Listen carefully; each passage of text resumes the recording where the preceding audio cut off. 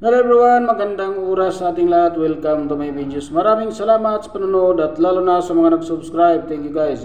At kung bago ka pa lang dito sa aking videos, huwag kalimutan mag-like, comment, share, and subscribe para updated ka sa aking mga bagong upload na mga videos na mayroong magandang kasaysayan at halaga tungkol sa ating mga barya. Guys, ito yung 10 centimes natin ng France ngayong taon ng 1995. Continue tayo guys sa ating nasimulan na history tungkol dito sa baryang ito guys ng France. Na talaga namang napakaganda guys. Continue tayo guys. Kapitsyan C1000 livres and deniers issued C1000 under the Kapitsyan dynasty contained 305.94 grams and 1.27475 grams fine silver respectively.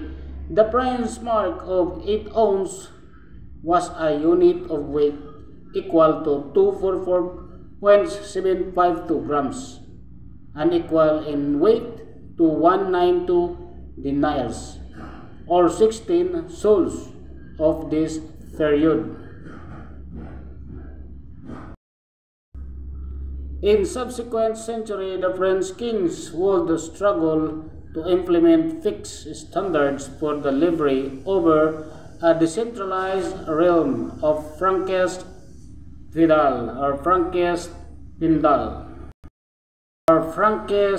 feudal rulers, many of whom claimed the right to issue currency within their own domains and often resorting to currency.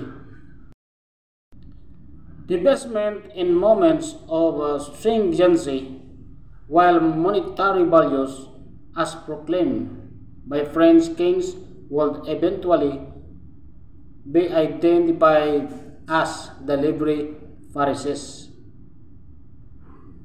Other regions almost always got by